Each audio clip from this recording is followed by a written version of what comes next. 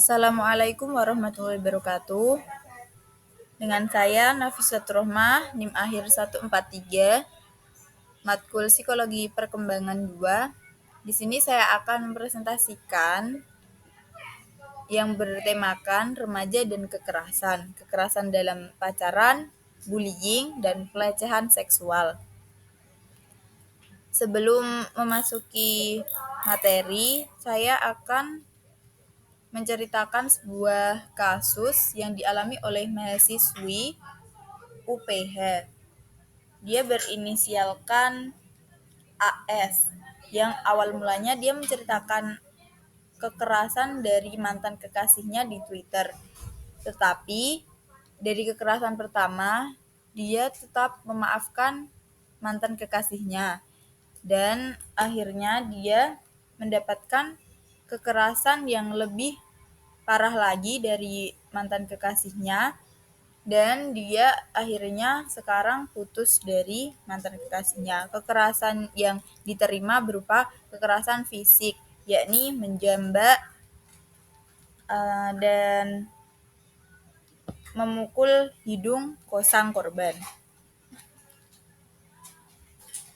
Yang pertama, PDKT. Kenapa sih? Apa yang penting dari sebuah PDKT? Pendekatan merupakan proses awal yang penting untuk memulai hubungan dan berkenalan, juga tidak hanya tahu sekedar namanya, tetapi juga latar belakangnya, dari mulai dia memahami satu sama lain dan akhirnya mereka merasa nyaman dan berakhir menghargai satu sama lain. Yang selanjutnya, sebenarnya apa sih yang terjadi? Menurut data tahun 2020 yang dikeluarkan oleh Centers of Disease Control and Prevention di Amerika Serikat, 26% perempuan dan 15% laki-laki merupakan korban kekerasan dalam pacaran dengan usianya masih di bawah 18 tahun. 1 dari 15 remaja SMA yang berani melaporkan bahwa dirinya telah mendapatkan kekerasan dalam pacaran berupa fisik.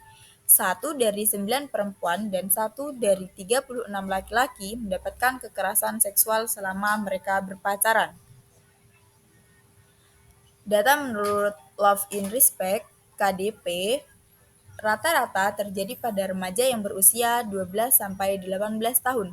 Perempuan usia 16-24 tahun mendapatkan kekerasan seksual yang tinggi. Presentasi dan usia yang mengalami KDP yaitu 16-19 tahun sebesar 94% dan 20-24 tahun sebesar 70%. Kekerasan dalam pacaran. Apa itu kekerasan dalam pacaran? Kekerasan dalam pacaran, atau kita bisa menyingkatnya dengan KDP atau dating violence, merupakan perilaku kasar, agresif, dan membatasi dalam sebuah hubungan pacaran. Secara umum, kekerasan dalam pacaran dibagi menjadi 3 macam, yaitu fisik, emosional, dan seksual. Bentuk-bentuk kekerasan ada fisik, psikologis, seksual. Fisik berupa memukul, mengguncangkan, melempar barang ke pasangan, mendorong, menggigit, menggunakan senjata untuk menyerang pasangan.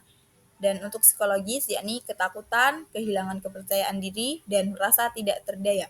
Seksual, memaksa pasangan untuk berhubungan seksual, memaksa pasangan untuk berhubungan seksual tanpa kontrasepsi, dan memaksa pasangan untuk berhubungan seksual tanpa keinginan pasangan.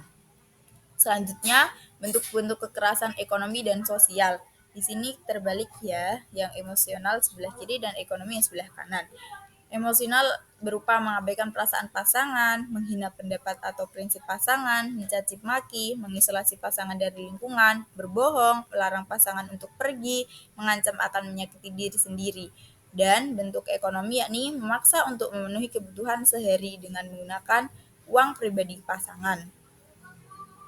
Penyebab KDP, yakni budaya tertentu, ketidakpuasan dan keharmonisan, ekonomi, stres, pengalaman masa lalu, komunikasi, dan kecemburuan. Dampak dari KDP yakni untuk luka fisik, yakni lebam di tubuh, goresan di kulit, patah tulang, hingga yang terparah yaitu kematian. Tidak percaya diri, stres, dan trauma. Apa itu bullying? Seperti yang kita tahu, bullying yaitu perundungan pada remaja adalah tindakan agresif yang dilakukan secara berulang oleh seorang atau kelompok orang yang lebih kuat terhadap remaja lain yang lemah, dengan tujuan untuk menyakiti secara fisik, emosional, atau sosial. Perundungan dapat terjadi di berbagai tempat seperti sekolah, rumah, lingkungan sekitar, atau dunia maya. Jenis-jenis perundungan. Bentuk sosial melibatkan tindakan mengucilkan, mengabaikan, atau menyebarkan rumor untuk merusak reputasi sosial korban. Cyberbullying melibatkan penggunaan teknologi digital seperti media sosial, pesan teks, atau email untuk menyakiti korban melalui pesan yang menyampaikan menyakitkan, gambar yang memalukan, atau video yang merendahkan. Dampak dari bullying: cedera fisik, sakit kepala, sakit perut, gangguan tidur. Ada rasa takut, cemas, sedih, marah, malu, rendah diri, depresi, bahkan keinginan untuk bunuh diri.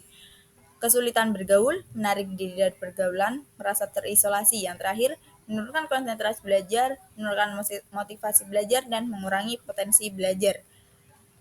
Selanjutnya, apa itu definisi dari pelecehan seksual? Pelecehan seksual adalah segala bentuk perilaku seksual yang tidak diinginkan yang dilakukan tanpa persetujuan dan menyebabkan rasa tidak nyaman, terintimidasi, atau terancam bagi korban. Pelecehan seksual dapat terjadi dalam berbagai bentuk, baik fisik maupun non-fisik. Bentuk-bentuk pelecehan seksual dari fisik, menyentuh, mencium, meraba, atau tindakan seksual lainnya tanpa persetujuan. Verbal, komentar, lelucon, atau ajakan yang bersifat seksual dan tidak pantas. Visual, yakni menunjukkan gambar atau video pornografi atau mengintip orang lain. Secara psikologis, yakni mengancam, memeras, atau mengintimidasi korban untuk melakukan tindakan seksual. Dampak dari pelecehan seksual tersendiri yakni pelecehan seksual dapat menyebabkan trauma emosional, psikologis, fisik yang berkepanjangan bagi korban. Yang kedua, korban mungkin mengalami rasa takut, malu, bersalah, cemas, depresi, atau gangguan stres pasca trauma atau PTSD. Upaya pencegahan, ada pendidikan dan kesadaran. Yang kedua, menciptakan lingkungan yang aman. Yang ketiga, intervensi dan dukungan. Yang terakhir, yakni peran keluarga. UAS dari tema ini yakni ada di Quran Surat Al-Isra ayat 32, yakni berbunyi Bismillahirrahmanirrahim. Wala taqrabuz zina innahu kana fahisyatan wa sa'a sabila, yang artinya dan janganlah kamu mendekati zina. Zina itu sungguh suatu perbuatan keji dan suatu jalan yang buruk. Terima kasih, sekian presentasi dari saya. Wassalamualaikum warahmatullahi wabarakatuh.